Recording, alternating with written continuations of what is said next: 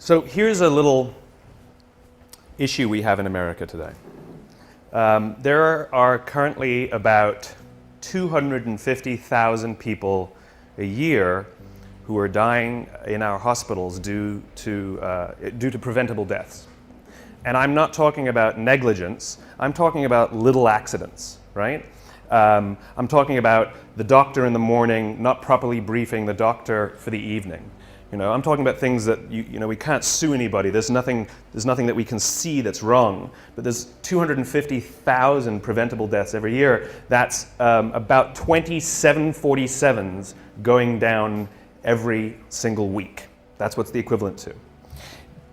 And the confusing thing is that we have the best doctors in the world. We have the most advanced technology in the world. Some of the medical equipment we have is the best in the world. The medicines we have are the best in the world. So you start asking yourselves, why are these things happening? And the reason is not because of any of those things. The reasons are actually something vastly more simple. It's something very, very human. 5% of hospital administrators are doctors. Most of them are number crunchers. Hospitals are run like businesses. Hospitals are run by the numbers. And the problem isn't the people who are giving the care. They're very highly trained. The problem is the way those people are cared for. Because what we've done is we've created cultures in hospitals where the people who are doing the caring aren't cared for. And so all of these little preventable deaths are happening because they don't feel like they're a part of anything. They're just doing their jobs and they don't get along that well, and there's not a lot of camaraderie. And the impact is death, right? Now, I use this example because it's exaggerated, because the impact is so powerful. But the problem is the same in our own companies, right? Which is we come to work and we're told, you must care for your clients, you must care for your customers, you must make them the focus of all you do, and yet why aren't the people who are managing us from the top caring about us? So, yes, in a hospital the impact is worse, but the impact that we're having on the outside world is just as bad. In other words, we're not working at our best. We don't care for the things we're doing. We're not helping each other is the most important part. And the residual impact is that we are unfulfilled by the work that we do. And when we're unfulfilled by the work that we do, we focus on the details. And when we focus on the details, we retract from each other. When we retract from each other, we feel lonely. And when we feel lonely, cancer goes up, heart disease goes up, diabetes goes up. In other words, by going to work, we're killing ourselves. Literally. There's another study that was released not that long ago that says that parents who work late, the negative impact that it has on their children is little to none. They may feel guilty as parents, but the negative impact that it has on the raising of their children is little to none. However, parents who come home from jobs they hate or don't love, their kids are more likely to be bullies at school.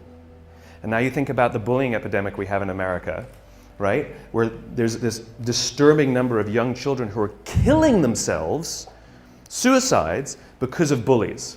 The problem is not the schools. And the problem isn't even the parenting. The problem is the jobs the parents have. This is the importance and this is the power of the work that we do and the places we go to work, right? Most of us, like if you listen to the unemployment statistics, they say, we're all-time high, record high, 9 to 10% unemployment, right? And people go, oh my God, that's terrible. And I hear that number and I go, well, that means 91% still have a job.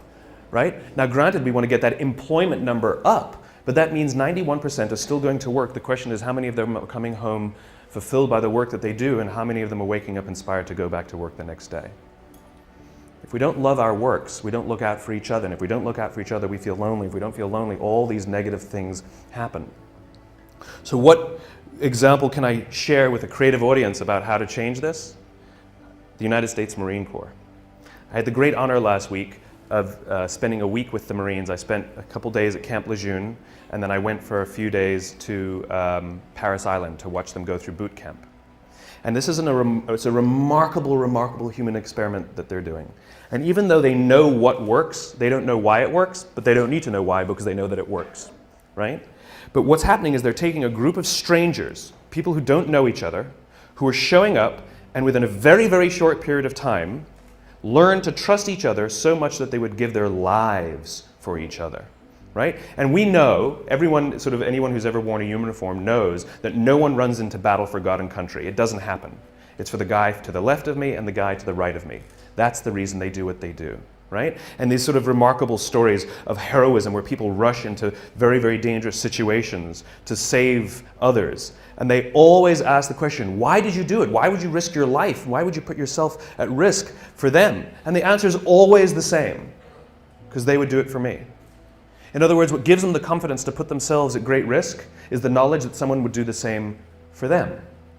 We would put ourselves at great risk for our companies if we knew that our companies would put themselves at great risk for us. But they don't. So we don't. Now, one of the things that's remarkable about the Marines, and if you go read, and this is I asked these young, and they're 21, 22 years old, some of these lance corporals, the grunts, the guys, the infantry. I mean, this is the lowest of the low, the ones we actually send into battle, the front lines. And I asked them, are you misunderstood in America? And they said, yes, unanimously. They all nodded. I said, what do people think of you? And one stood up and says, they think we're baby killers. I said, how does it feel? He says, it hurts. And when I say, well, tell me a story then that captures to you what it means to be a Marine, the feeling you have of being a Marine, tell me a story that captures it.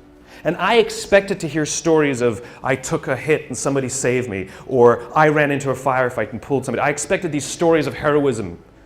Not a single story like that came out. Now, I'm sure those stories exist, but those aren't the stories they told me that capture what it means to be a Marine. One of the stories they told me was a young boy in Afghanistan who would come around every morning and sell kebabs to the Marines. And then one day he showed up and he was all beaten up. And he didn't go to his parents for help and he didn't go to his friends to help. He came to the Marines for help because he trusted them more than anyone else. They told me a story that captured how they feel of a village that had been overrun by the Taliban, and the residents of the village couldn't go home because they would be killed by the Taliban, and so they were just living by the river. The problem was winter was coming. And one of the elders came to the Marines, knocked on the door and said, I need you to come down to the river and kill us.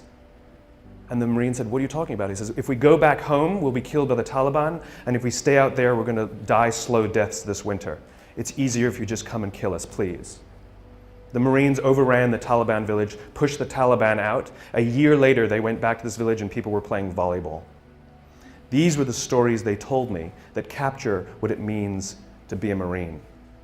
They believe in doing good for others, and the fulfillment they get when they put themselves at risk so that others may prevail is overwhelming. This is not unique to the Marine Corps. This is all human beings. The feeling of fulfillment comes from doing something for another. The feeling from fulfillment comes from the exertion of time and energy for someone else. If you are walking to work and you throw a few pennies in a cup, and you come to work and you say to your friends, hey guys, I gave $1 to somebody homeless this morning. What are your friends going to say? Good, right? I gave $20 to somebody homeless. They'd be like, good for you, right? What if you come in the morning and you say, hey, I gave up my Saturday and I went and painted a school in the inner city. People go, whoa, cool, wow, cool.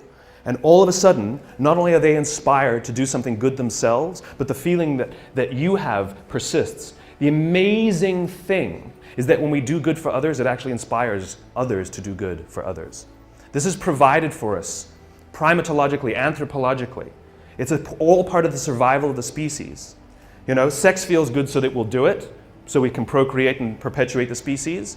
But we're social animals, and so we have to provide for the fact that we'll maintain strong bonds and build cultures, right? Because that's what humans do. We're cultural animals. And so when we do good for others and we look out for those in our tribe, we look out for those in our group, it actually feels good. Biologically, it releases oxytocin. This chemical that's released when you do good for others is released, and it makes you feel good. And the amazing thing is the more oxytocin you have in your body, the more you want to do good for others. The problem is we've replaced this feeling, the exertion of time and energy, with digital communications. We've replaced it with headphones. We've replaced it with money, right? Think about the invention of money, right? It used to be, money, it used to be like you go to someone's house, you cook them dinner, and the deal was they'll do the dishes. Time and energy, exchange for time and energy. And someone said, I'll give you an IOU, right? Someone says, I don't feel like doing the dishes, So I'm going to give you an IOU that I promise to do them another day, right? And that's what money is. It is the promise for future goods or services. The promise of future goods and services. In other words, we've replaced our own time and energy with promises for someone else to do it another day, right?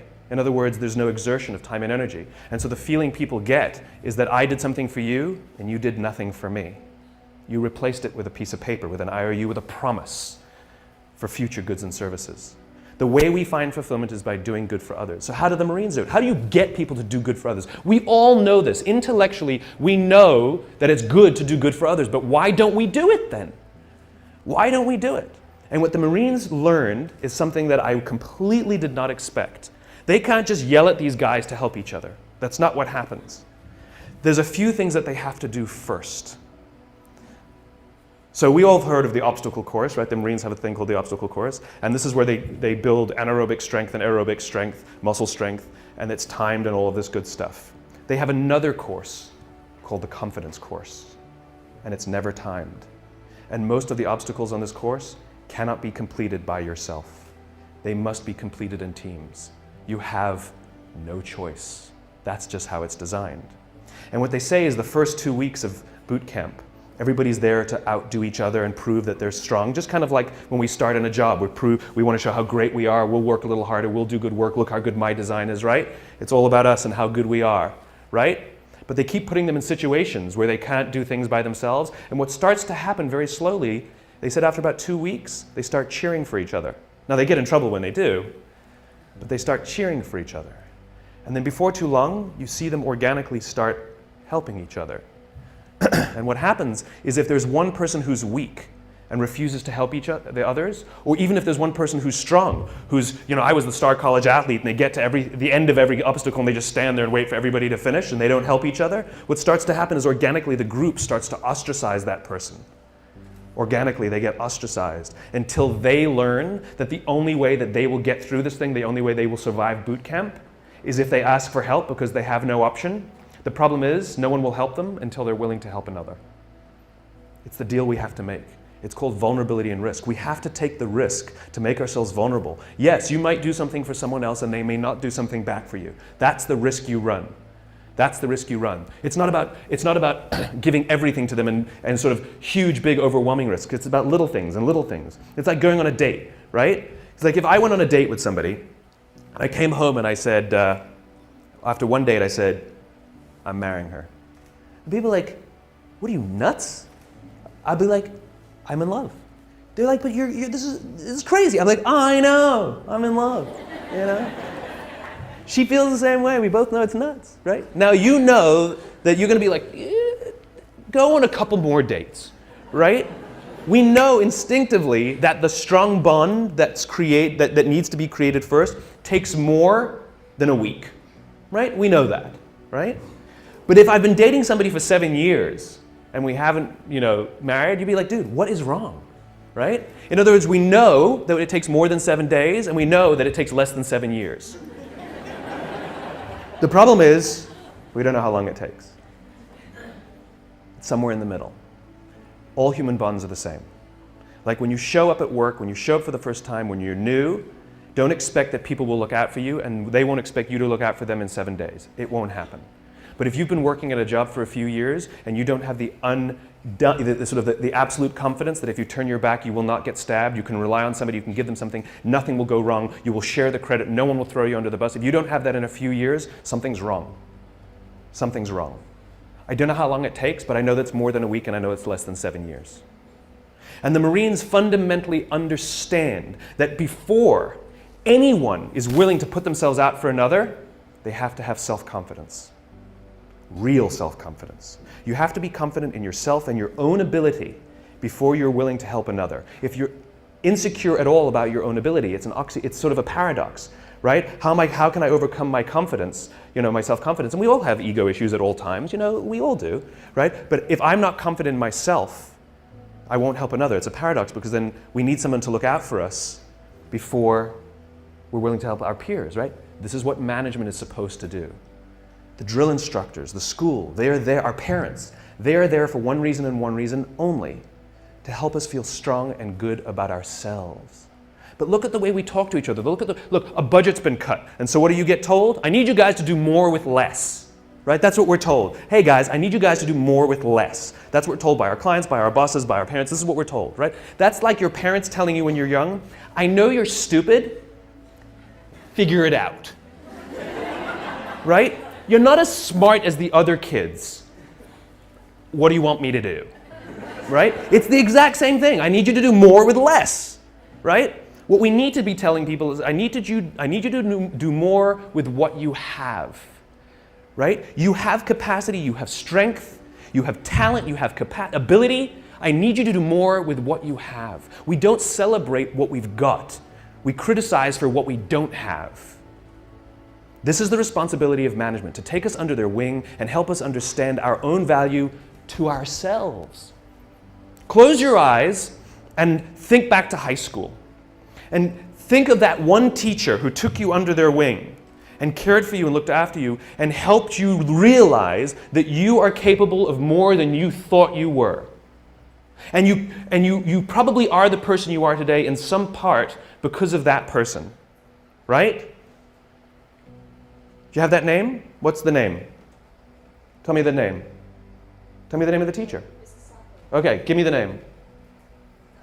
Okay, I can point to anybody and you can tell me that name. Now tell me the names of all the other teachers you had that day. Can't remember them, can you? This is the power of those who teach us confidence. We will literally carry their names around with us for the rest of our lives. Wouldn't you want to be that person? Wouldn't you want to be the person that 20 years from now, 30 years from now, 40 years from now, I can do this exercise with somebody and they will tell me your name? This is the power of helping others realize their own strengths. This is what management and leadership is supposed to be doing. They're supposed to be caring for us and helping us realize our own value. And by the way, if you have anybody who reports to you or works for you, your responsibility is not to make them meet the deadline. Your responsibility is not to make sure that they do as you say. Your responsibility is to make sure that they understand their own strengths, their own value, and that they are way, way more talented than they think they are. And the only way they will learn that is if you put them in situations in which they can fail. And you hold them and you support them and you give them talent and you give them skills and you give them education and you watch their backs, and if they fall over you encourage them to get back up, and if they fall over you encourage them to get back up, and if they fall over you encourage them to get back up until they figure it out themselves. It's called confidence. It's your responsibility to help others find it, and it's others' responsibility to help you find yours. And the amazing thing is, as soon as you start feeling confident in your own ability, you naturally help each other. That's what happens. It's called trust. In the military, they give medals to people who are willing to sacrifice themselves so that others may gain. In business, we are willing to give bonuses to people who will sacrifice others so that we may gain. We have it backwards. And then we complain about how we don't love our jobs, and we complain about how the work is suffering, and we complain about how budgets are being cut, and we complain, and the first thing we do is blame each other and become more selfish and worry about my pay and my benefits and my this. And this is what happens. When we are unfulfilled, we look at the metrics and we say they're not good enough. When we are fulfilled, we don't care about the metrics. This is why when you have a job you love and you get a call that says, I'll offer you tons more money and great benefits, you're like, I'm not interested, I'm not interested, I'm not interested. I'm very happy here, but we'll give you more. That's not the reason I'm here. I'm here because I love it. I'm here because I care for the people I work with, and I'm here because the people I work with care for me. This is the world I imagine. This is the world I imagine. And here's the great thing. If you take little risks, I'm not talking about big things, little things. If you start doing little things for each other, the amazing anthropological response is other people will start doing little things for others too. I was walking down the street 2 days ago, and a guy's backpack was open and a whole bunch of paper fell out as he was walking down the street.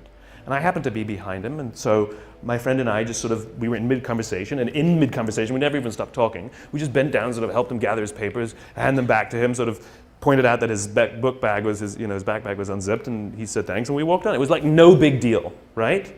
We get to the end of the street, and we stand we're waiting to cross the street. We're still talking, we haven't stopped talking. And the guy in front of us turns to us and says, I saw you help that guy. That was really cool. But here's what's great about that. That guy will go do something for someone else simply because he saw us bend down and pick up paper for someone else. He will actually go do something for someone else because of it. Right? He won't give to charity because he sees me put $1 in a cup. But he will actually help someone because he saw someone also help someone. Little things. Hold a door open for someone. Say thank you to the person who holds the door open for you. Smile to the barista. Little things. Put your foot in the subway when the door is closing so someone who's running will make it. Hit the open at the elevator. Don't go...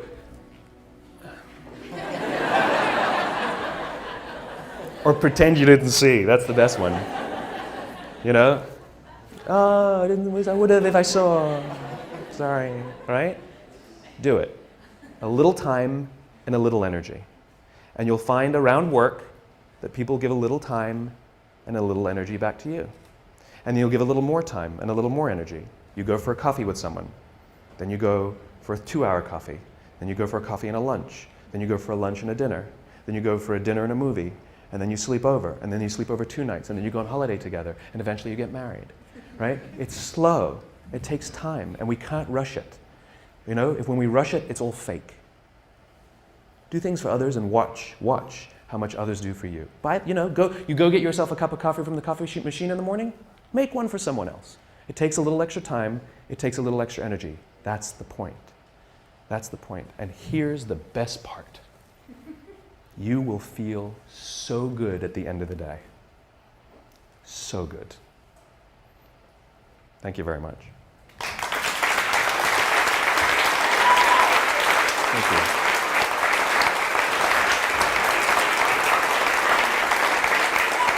Thank you. It's a great question. How do you convince someone, sort of what are the metrics? How do you convince a skeptical audience of this trust metric? You don't. You don't, right? You can't twist anybody's arm to do something that they don't want to do. And, the law of diffusion, which I obey, as much as I can, which is you don't need the majority. You need those people who believe what you believe. In other words, when you do some nice things for people, they may not do something nice back because they may be, we live in a world in which you do something for somebody, they think you want something from them, right? That's unfortunately the society we've created. But that's the risk that we keep taking. I'm not saying you should keep doing it for somebody who keeps doing nothing and keeps sort of, crapping on you because of it. Then at some point you have to be like, all right, my bad, right? And you back off. I don't believe in helping everyone. I do not believe in it, right? This is not, let's do good for everyone on the planet. That's not what I'm talking about. Mother Teresa, who's the poster child for giving selflessly to all who need, at the end of her life started questioning the existence of God and, by the way, hated her life. Serious, okay? In other words, giving to others unabashedly is actually self-destructive. It doesn't help, right? And it's just like going on dates with people you don't like doesn't mean you'll eventually click and match, right? There's only one machine that I found that really accurately measures trust better than any other sort of metric. It's called a human being. It's really good at it, right? And so those feelings you get, trust them in one way or the other. It's the little risks, it's the butterflies, it's the unsure. It's the backwards and forwards, it's the dance, it's dating, it's the dance, it's the nerves. It's that. So if there are cynical bastards at your office who don't get it, ignore them. Don't worry about it, because eventually you'll get enough, and those people either come along or leave or be pushed out. Ostracized. Remember, when the group starts helping each other, they ostracize the ones who refuse to help, whether they're strong or whether they're weak. They get ostracized until they learn that they cannot survive without the help of others, and they learn that the only way others will help them is if they help the others, right? The order matters. The order matters. I just thought of something that sort of is pervasive in our sort of digital world. The order matters. Sort of speak honestly about what you want, right? If you are don't do things for people when you want something from them. Just ask them what you want from them. And I'll give you one little example. It's a funny little example. We've all received emails that go like this. Dear Simon. Well, you wouldn't get an email to Dear Simon, but I would. Dear, insert your name, right? Dear Simon, haven't seen you in years. Hope you're well. Congratulations on all you've been doing. It's really amazing. We should get coffee sometime. If you could do me a favor, if you could vote for me on this website, I'm hoping to win, some $1,000 prize for my design, blah, blah, blah. Hope you're well, talk to you soon, Kenny, right? We've all received an email like that. And how do we respond to it? You're like, right? Now, what happens if you get the same email that goes like this? Dear Simon, I'm hoping you could vote for me on this website. I'm trying to win some $1,000 prize for my design. I haven't seen you in years. I hope you're really well. Congratulations on all that you've been doing. We should get a coffee sometime. Thanks, Kenny. Totally different.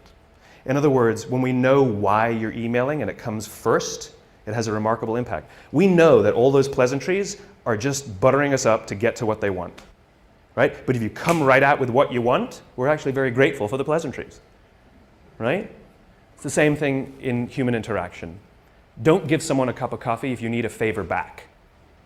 Just ask them for the favor. It builds trust.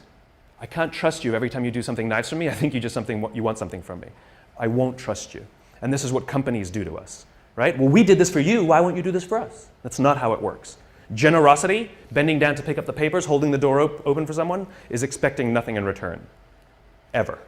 You do not give. This is what happens in new business, right? New business is built on relationships. And so we build the relationship, build the relationship, build the relationship until we're comfortable to ask for the business. In other words, you were only befriending me till the point you felt that I would let down my guard and you could ask me for something. The whole time you were just waiting for that time. It doesn't work that way.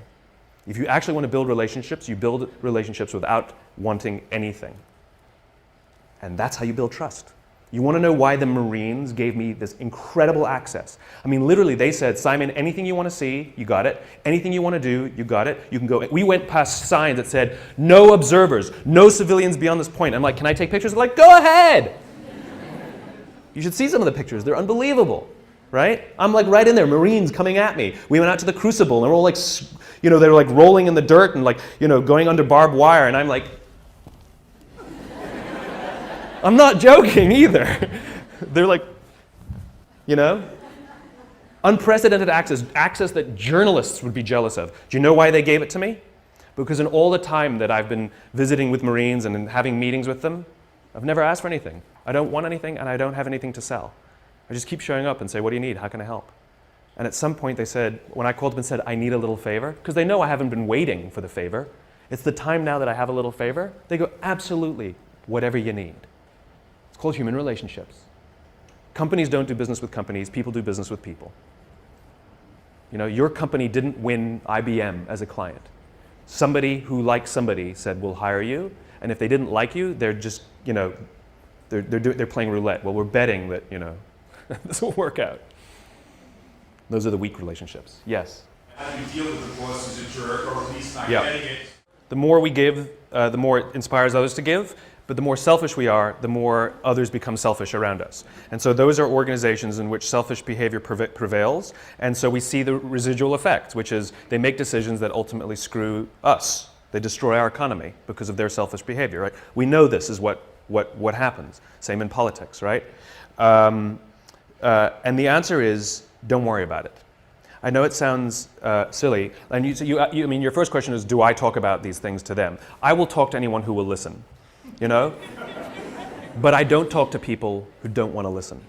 The good news is there are some good eggs. And there are some of them who've had conversions, where they were the bastards who believed in firing people and screwing people to advance their careers, and something happens. I just met a guy recently who was a very senior executive at a very, very large company, and something happened, and he got hit in the head or something, and he realized, holy cow, I have to look after people, right? And they become obsessed with it. And they start sticking their necks out. And we just need those champions scattered around. And this is what I do. The more I spread this message, the more it's kind of like, in the cartoons, sort of the Hall of Justice, the message goes out and they all sort of wherever they are, they poke their heads up. It's that kind of thing. The more we talk about it, the more we put it in our work, because don't forget, you're going to help someone who goes home feeling good and their husband or their wife works in the bank. And they're going to talk how much about they love to, and that might inspire that person. You know, it has all of these residual impacts that we don't really know. This is the funny thing about the internet, which is we're so proud of the internet that we can measure everything. No, you can't. You can only measure one layer, right? So for example, you say, Simon, what's the impact you're having? I don't know is the answer, right? I know I know that it'll take more than a week and I know it'll take 7 years, but I don't know when it's going to happen and I don't know how it's going to get there, right? All I can do is do it, right? But I have no clue how or when.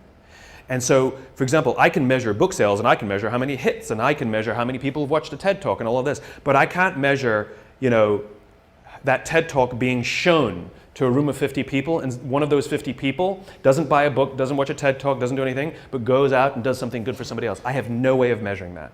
And so we're so proud of the internet and its ability to measure everything, but we're measuring one layer where we used to measure no layers. It's like, you know, this is how people work. It's gossamer, you know, it's networked. And so the answer is don't worry about them. Don't worry about them.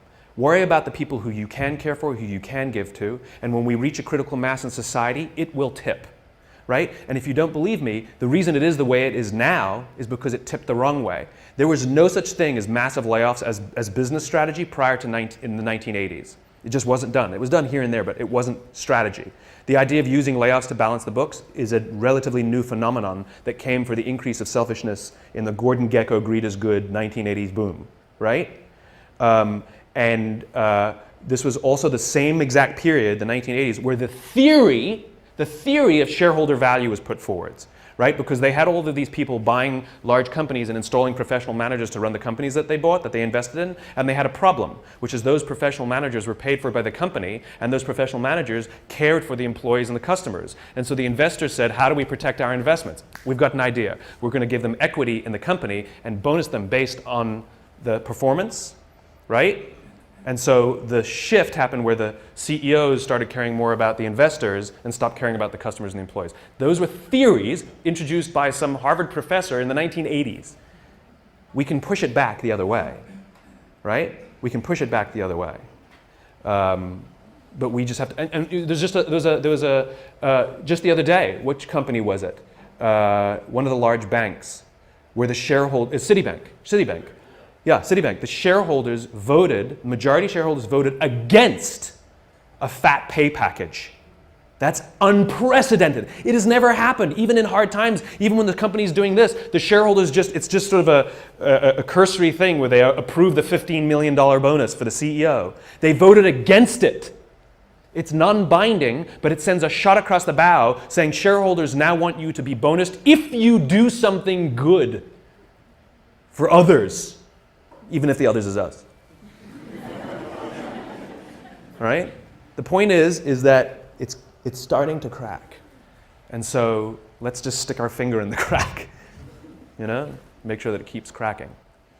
It swung one way, we can swing it back. The question was, can I talk about celebrating accomplishment while still asking for more, right? They did a study on kids who are really, really smart, like in all the gifted classes. Why is it when you're smart, you're gifted, and when you're stupid, you're special? Why is that? I was told my whole life I was special. It's not, never gifted. They took the gifted kids who were constantly told, you're so good. Oh, thanks for that. I knew you'd do well. Oh, you're our best employee. You know, you're our best student. You're awesome, right? And what happens is later in life, they actually suffer because they're very afraid of taking risk, because they're very afraid of losing their position on the mantle. Okay? Kids who are sort of more average, who constantly are rewarded not for their accomplishment, but for their effort. Great effort. Really proud of the improvement you made.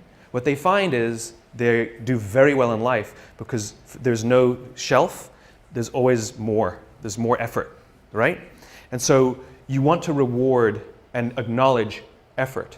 Even if they don't hit the goal, it's the delta. But at the same time, if it goes backwards, you'd be like, dude, what's going on? It's like we shouldn't be giving ribbons for everyone who competes, right? Because what we're teaching people is, if you do nothing, you get a medal, right? And the funny thing is we're creating a generation that's feeling very hollow. and feeling, this sense of entitlement that people complain about Gen Y. The entitlement is, I don't feel like I've accomplished anything. And the funny thing is about human beings is the way we feel accomplished is when we exert energy and time and reach a destination, right? And the more energy and time that we have to suffer through, especially if we suffer together and we get somewhere, it is overwhelming. Think about the best jobs you've ever worked on. Was it the best design? Was it the best results that the company had because of your project? Or was it an absolute hell project that you worked together and you came out at the other end and that you got it done at the deadline and you're like, that was amazing. It was the hell projects. It was the things that we had to go out of our ways more, do things for each other, right? Things we weren't thinking of doing. I was wrapping packages. I was doing stuff that designers aren't supposed to do. This is what produces that, right? And so the thing is about measurement and destination reward. Imagine we're standing in a big empty room, right? And we're standing in one corner and I give you a simple instruction. I want you to go to that corner in a straight line, right? Off you go, no big deal, right? Without telling you, I slip a chair in front of you. What do? You go around the chair. Now you just disobeyed what I told you to do. I told you to go to that corner straight line. But this is the amazing things about human beings, which is when we're given a clear destination, we use our own creativity and our own sense of innovation and our own problem-solving abilities to overcome obstacles to get to the destination. In other words, the destination is more important than the route, right? We are flexible about the route. We are obsessed with the destination. Reset. We're standing in the corner together and I give you a simple instruction. Go somewhere in this room in a straight line. And you say to me, well, where do you want me to go? I'm like, I don't know. You're smart. Figure it out. Go in a straight line. And so you pick a point and you start walking. And without telling you, I put a chair in front of you. And what do? You come to a grinding halt. And I say, what did you stop for? You go, well, you put a chair in front of me. Or you'll make a sudden turn and go in another direction, right? And this is the problem. It's the same obstacle. The difference is when you have a clear destination, the obstacles become easy to overcome. When you don't have a clear destination, you keep coming to a grinding halt. And what we do in our companies is we're counting the steps we're taking along the route, but we're never looking at the destination, right? So a company says, made $1 million this year, we were only planning on making 800,000. Like we took 10 steps, we're only planning on taking 8. Where are you going? No clue, right? We count the steps. And so the point is that people want to feel that the effort that they're exerting actually are moving somewhere. And so successful measurement, successful recognition is not just for the steps you take. It's not just for the effort. It's that the effort you exerted moved us closer to where we're trying to get to. And that get to should be some crazy ideal. My ideal is to live in a world in which the vast majority of people wake up every single morning, inspired to go to work and fulfilled by the work that they do. And the couple of measurements that I use are if the book is selling, and by the way, people ask me, how many have you sold? I have no clue. I've never asked the publisher because I don't care. I really don't care how many I've sold. What I care about is the Amazon rankings and that those are going steady or up and not plummeting, because that means other people, right? Because I don't have a publicist, I don't have a marketing strategy on purpose. I didn't hire one of those companies to sell the book for me. And the reason is because I'm not interested in book sales. I'm interested in the spreading of an idea. And so I just use that as a metric to help me understand, am I sort of marching in because the more I preach, is it resonating? And so you have a couple of these imperfect measurements that help you understand, are you going along the way? So it's not just great effort, look what you achieved, because that's what we're doing now. Right? Our goal is to increase top-line revenues by $50 million. For what reason? Right? Which is, we have to know the destination, and then we say, amazing. You took us that much closer. And if we go to the right, it's because we were overcoming an obstacle. If we hadn't gone to the right, we would have been stuck forever. Thank you. It's not always straight lines. It's not always straight lines. But it's in one direction. She's pulling the cane out. Thank you very, very much.